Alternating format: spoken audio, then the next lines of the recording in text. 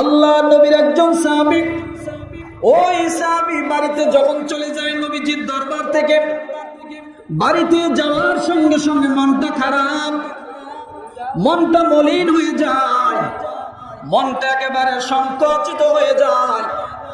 বিবি যখন তাকে খাইতে দেয়, খাইতে পারে না, চোখ দিয়ে টপ টপ করে পানি ছেড়ে দেয়। বিবি আশ্চর্য হয়ে যায়, কেন আমার স্বামীর চোখ দিয়ে পানি, কোন কারণে কান্না, কেন কান্না করে? শুধু কান্দে আর কান্দে, খাইতে বসলে কান্দে, যখন শুইতে যায় শোয়ার সময় কান্না করে। সে কোনো কিছুতেই দমে না, বারবার চোখ দিয়ে পানি গড়ায় গড়ায় পড়ে। স্ত্রী ডাক দিয়ে বলে, স্বামী আমি কি কোনো বেয়াদবি করেছি? আমার উপর কি তোমার কোনো মন খারাপ? বাড়িতে আসলে তোমার মনটা কেন অন্ধকার, তোমার মুখটা কেন মলিন, তোমার চোখ দিয়ে কেন পানি? সাহাবী যখন শুইতে যায় ঘুমায় না, ঘুমায় না, সারা রাত ডান দিকে হয় বাম দিকে হয়, ডান কাত হয় বাম কাত হয়, আর শুধু চোখ দিয়ে পানি। স্ত্রী এত জিজ্ঞাসা করে, স্বামী গো কেন এত কান্না করেন, কান্নার কারণটা কি কিছুই বুঝি না। এবার স্ত্রীকে ডাক দিয়ে বলে, স্ত্রী গো, আমি যখন রাসূলের দরবার থেকে বাড়িতে আসি আমার মনটা খারাপ হয়ে যায়, কেন জানি আমার মনে হয় আমার রাসূল দুনিয়াতে নাই। আমি তো রাসূলকে রেখে আসলাম, মনে হয় রাসূল দুনিয়াতে নাই। রাসূল যদি দুনিয়া থেকে চলে যায়, শেষ দেখা হয়তো তার সঙ্গে আর দেখতে পারবো না। আমি রাসূলের বিরহের চিন্তায় শুধু কান্না করি, রাসূলকে আমি কোথায় পাবো? রাসূল যদি মরে যায়, আমিও যদি মরে যাই, রাসূলের সঙ্গে আর কোনোদিন সাক্ষাৎ হবে না। রাসূলের সঙ্গে তার এত পরিমাণ ভালোবাসা, রাসূল ছাড়া কিছুই বোঝে না। এত গভীর সম্পর্ক আল্লাহ নবীর সঙ্গে হয়েছে, আল্লাহ নবীর সঙ্গে এত গভীর সম্পর্ক হয়েছে। যতক্ষণ রাসূলের দরবারে থাকে ততক্ষণ ভালো, যখন এই বাড়িতে যায় তার মনের মধ্যে একটা হুতাশ, মনের মধ্যে একটা হতাশা, না জানি রাসূল দুনিয়া থেকে চলে গেল, রাসূলকে মনে হয় আর দেখতে পাবো না। রাসূলকে এত ভালোবাসতো, এত মহব্বত করত। আজকে যেমন আপনারা আল্লাহ রাসূলের মহব্বত এখানে বসেছেন, জানি না কার অন্তরের মধ্যে রাসূলের প্রেম ভালোবাসা আছে, মহব্বত আছে।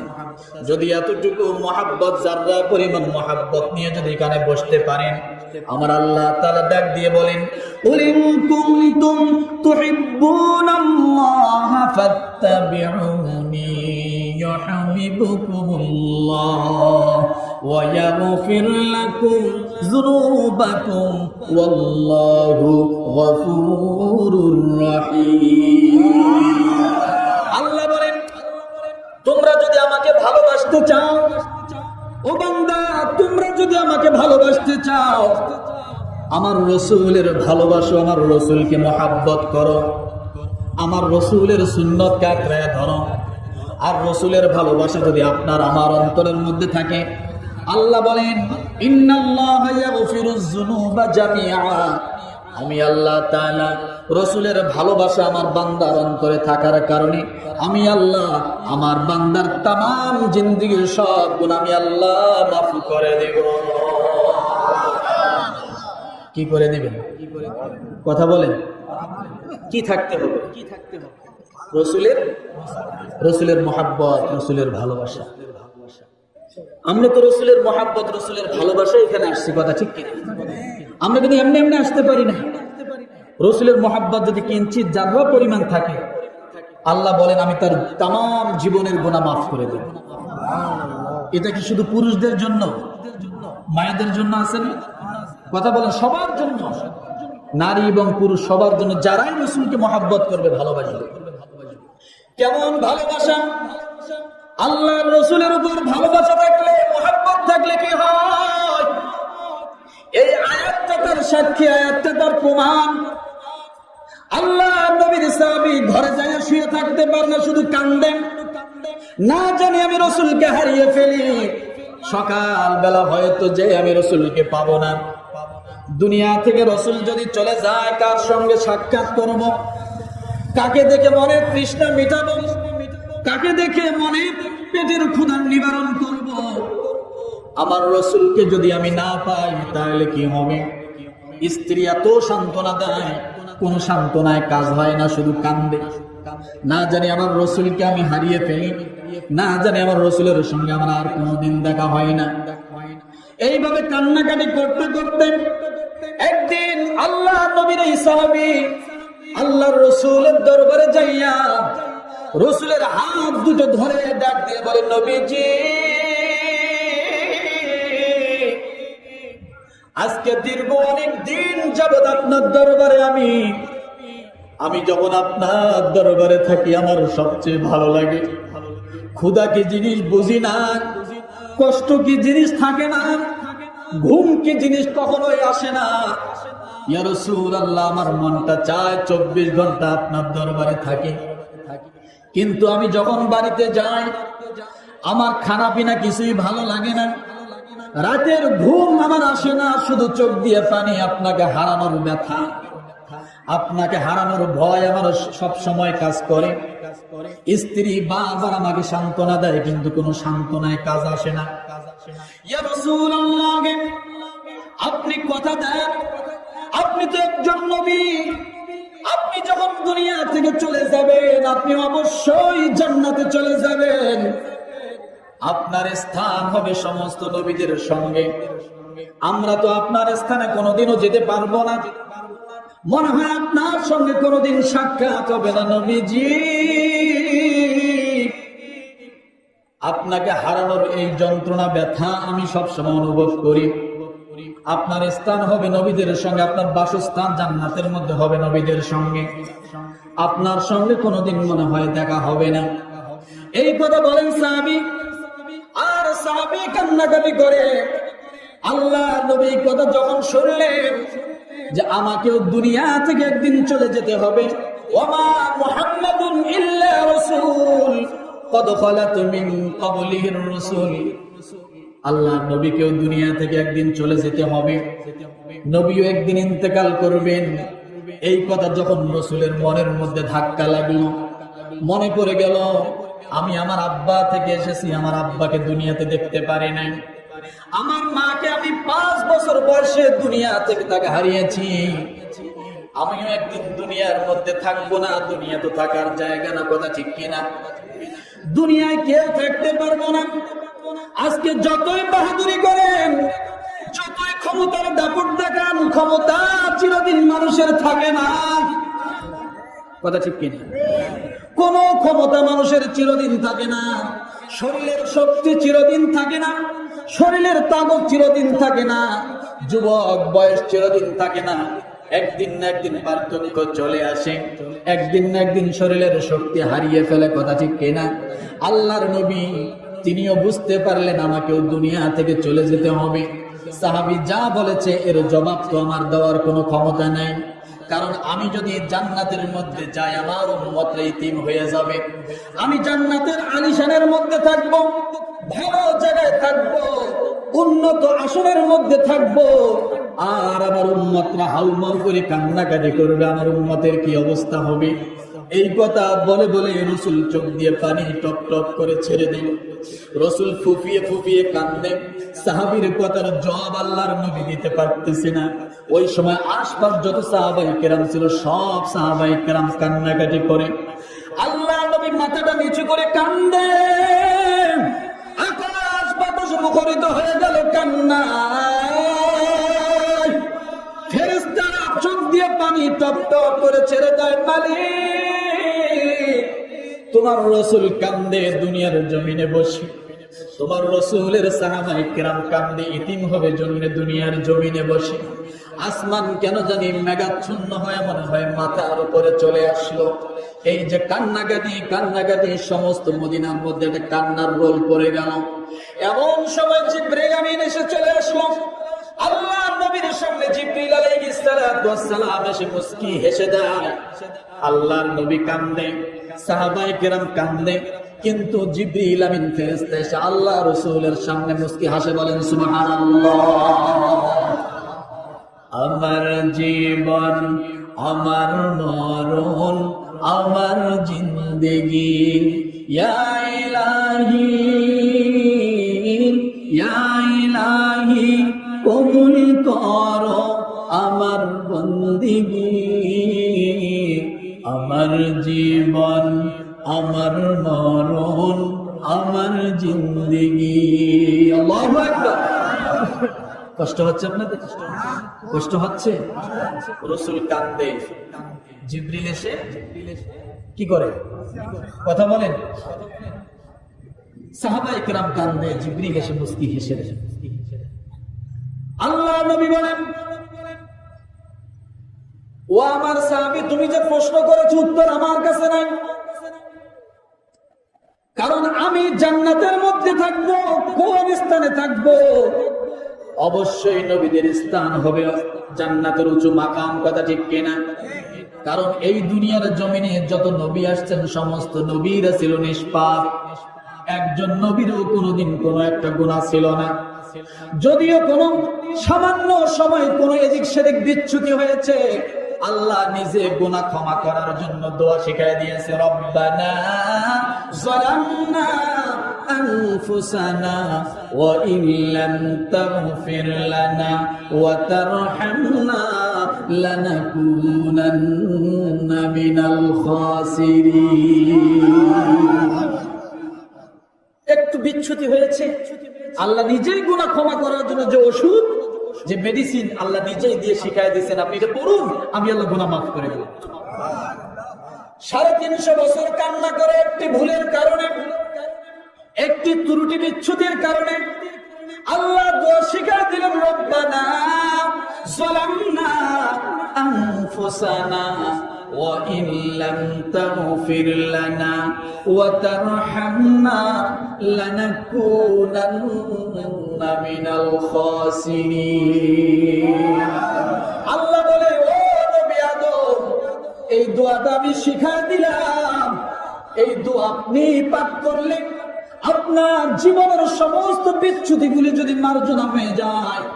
এই দোয়া যদি আমি আল্লাহ তাআলা আখির নবীর উম্মতের জন্য দেই, তারা যখন দুইটা হাত আমার দিকে তুলবে, আমি আল্লাহর দিকে দুইটা হাত উঠে যখন বলবে, রব্বানা যালামনা আনফুসানা ওয়া ইন লাম তাগফির লানা ওয়া তারহামনা লানাকুনান্না মিনাল খাসিরিন। বান্দা যখন এই দোয়া করবে, আমি আল্লাহ তার জীবনের সব গুনাহগুলো মাফ করে দেব। আমার বান্দি যখন কোন ভুল করে বসবে, আর যখন দুইটা হাত পাততে 2 রাকাত নামাজ আদায় করবে, কয় রাকাত নামাজ? 2 রাকাত নামাজ। ভালো করে শোনেন, 4টা 2 যারা একত্রিত হবে, আমার আল্লাহ বলেন ওই ব্যক্তির জন্য আমি আল্লাহ জাহান্নামের আগুনকে আমি আল্লাহ হারাম করে দেব। কয়টা 2? কয়টা 2? 4টা 2 যারা একত্রিত হবে, কমসে কম রাতের 2টা, বুঝার জন্য বলছি, কমসে কম রাতের 2টা, এরপরে একেবারে নিম্নতম 2টা রাকাত নামাজ। কয়টা 2 হলো? কথা বলে না। রাতের 2টা, কমসে কম 2 রাকাত নামাজ। এরপরে বান্দা 2টা হাত যদি আপনি আল্লাহর দরবারে উঠাইতে পারেন, আর যদি আপনি 2টা চোখের পানি ফালায়া আল্লাহর দরবারে ডাক দিয়ে বলেন, মালিক, জীবনে অনেক ভুল করেছি, অন্যায় করেছি, আল্লাহ আয় রব্বুল আলামিন, তোমার অনেক নিয়ামত খেয়েছি, না শুকরিয়া আদায় করেছি। এই মুহূর্তে দুনিয়ার সমস্ত মানুষ ঘুমিয়ে পড়েছে। আল্লাহ বলেন, আল্লাহু লা ইলাহা ইল্লা হুয়াল হাইয়ুল কাইয়্যুম লা তাখুযুহু সিনাতুন ওয়ালা নাওম। রাতের 2টা বাজে আপনার দেশের রাষ্ট্রপতি ঘুমান্ত, আপনার দেশের প্রধানমন্ত্রী ঘুমান্ত, টনি ব্লেয়ার ঘুমান্ত, এরিয়েল শারন ঘুমান্ত, ডোনাল্ড ট্রাম্প ঘুমান্ত, ও দুনিয়ার মানুষ, আপনার বাড়ির সব লোক ঘুমান্ত, আপনার সন্তানরা ঘুমায়া ঘুমায়া নাক ডাকে, আপনি বাবা হন, আপনি অথবা মা হন, অথবা আপনি যে কেউ হন না কেন, আপনি মামলায় পড়েছেন, মোকদ্দমায় পড়েছেন, অভাবগ্রস্ত হয়েছেন, ছেলেটার কথা শোনে না, সামনে ছেলেটার ভালো একটা চাকরি হচ্ছে না, আপনার অসুস্থতা পিছনে ছাড়ছে না, রিজিক ভালো ব্যবস্থা হচ্ছে না, আপনার পিছনে বিপদ লেগেই রয়েছে, নানান ঝামেলার মধ্যে আপনি আছেন, নানান কষ্টের মধ্যে আপনি আছেন, মনের মধ্যে কোনো সুখ পাচ্ছেন না, মনের মধ্যে কোনো শান্তি নাই। আল্লাহ বলে, বান্দা, রাতের বেলা একটু গভীরে তুমি ওঠো, তুমি 2 রাকাত নামাজ পড়ো। ও বান্দা, তুমি 2টা হাত যখন আমি আল্লাহর দিকে তুলবা, তুমি 2টা হাত তোলার সঙ্গে সঙ্গে আমি আল্লাহ, তুমি যখন 2 ফোঁটা চোখের পানি ছেড়ে দিয়ে আমি আল্লাহকে আল্লাহ বলে একটা ডাক দিবা, বান্দা তোমার যা চাওয়ার আছে জীবনের, তুমি চাওয়ার আগে আমি আল্লাহ সব তোমার জন্য পূরণ করে দিব।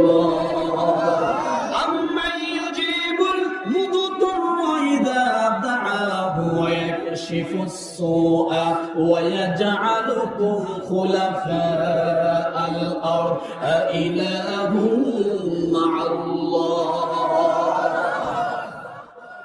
আল্লাহ ঘুমায়, কথা বলে, জবান খোলে, কষ্ট হচ্ছে, ওয়া ছেড়ে দেব। আল্লাহ ঘুমায়, লা তাখুযুহু সিনাতু ওয়ালা নাওম। আল্লাহ তন্দ্রা শূন্য যায় না, ঝিমান্ত হয়। সারা রাত আল্লাহ আপনার দিকে তাকিয়ে আছে, আপনি কি চান?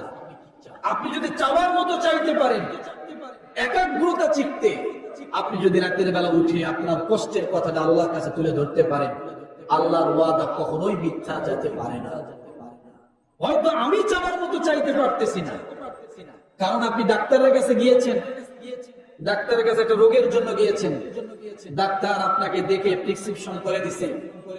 এখন আপনি সেই ডাক্তারের কাছে যাওয়ার পর প্রেসক্রিপশন করার পরে আপনি ওষুধ এনে খাচ্ছেন, কিন্তু ডাক্তার যে নিয়মে আপনাকে ওষুধ খেতে বলেছে আপনি সেই নিয়মে ওষুধ খাচ্ছেন না।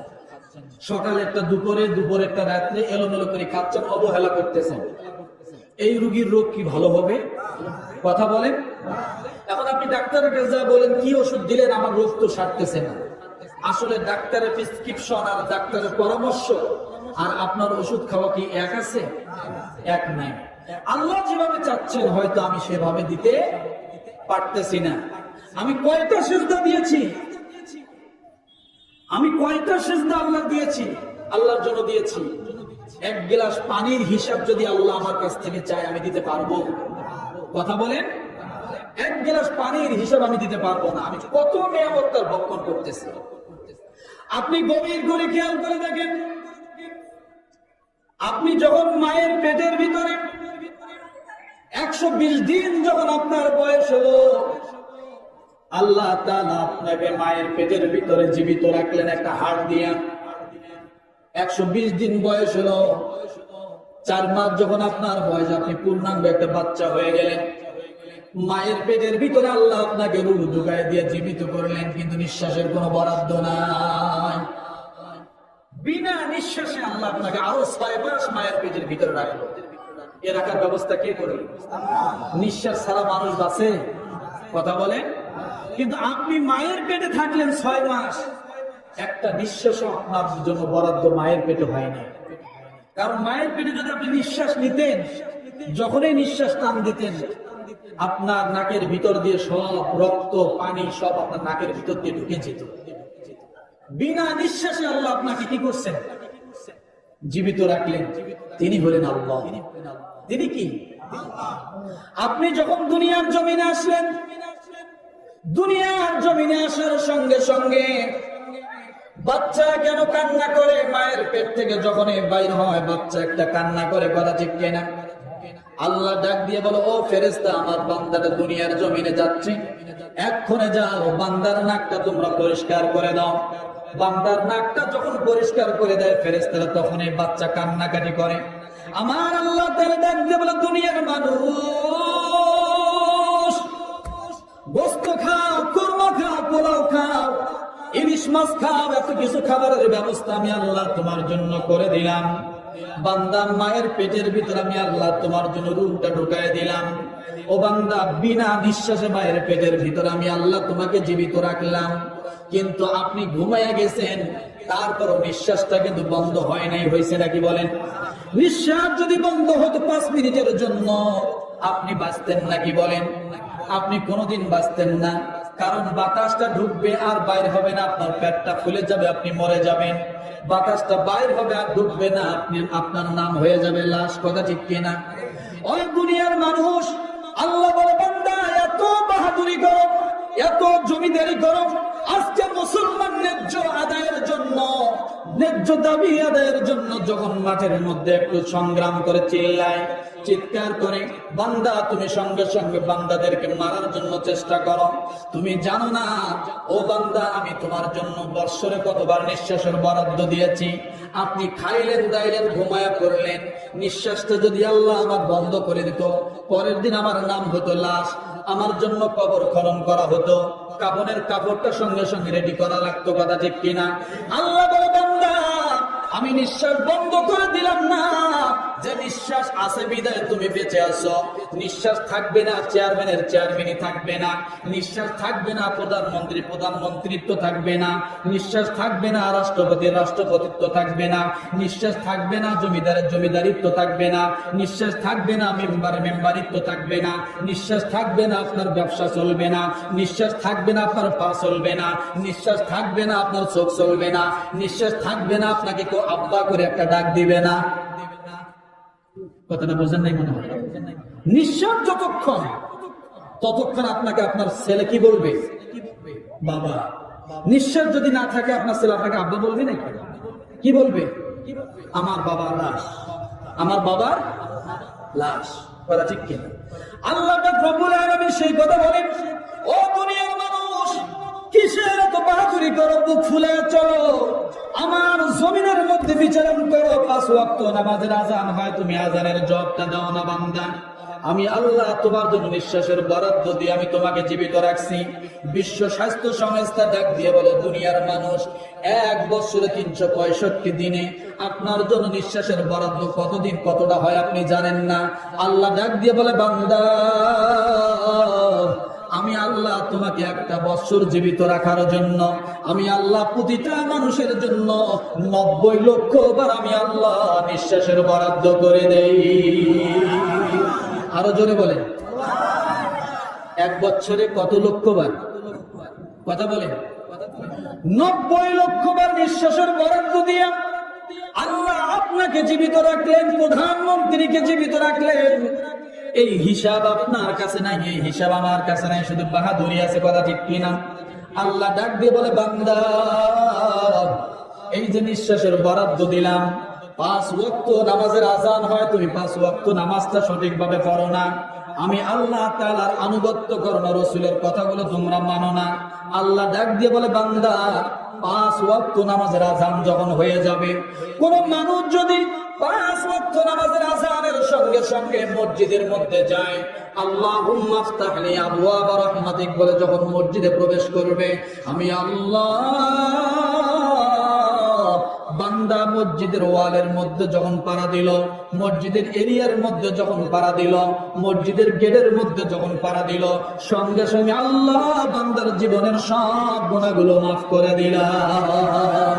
ফাউলাইকা ইউবাদদিলুল্লাহু সাইয়্যাতিহিম হাসানা ওয়া কানাল্লাহু গফুরুর রহিমা।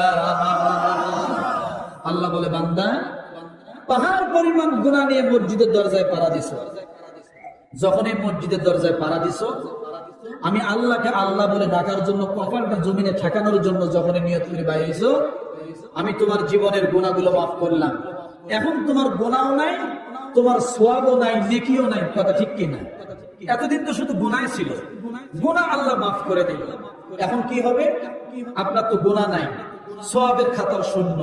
আল্লাহ বলে, বান্দা আমি আল্লাহ তাআলা তোমার গুনাহ মাফ করে দিয়ে তোমার এই ডিলেটকৃত মেমোরি, সওয়াবের সমস্ত গুনাহের সমস্ত ফাঁকা জায়গা আমি আল্লাহ সওয়াব দিয়ে ভরপুর করে দিই। তাহলে এটা পুরুষের জন্য, মহিলার জন্য না। আমার মায়েরা যখন উযু করে যায় নামাজে পাড়া দিবে, জীবনের গুনাহ মাফ করার জন্য সুইচ টিপ দিল। কি করলো বলে? জীবনের গুনাহ মাফ করার জন্য সুইচ টিপ দিল, সঙ্গে সঙ্গে আল্লাহ বান্দার জীবনের গুনাহগুলো মাফ করে দেয়।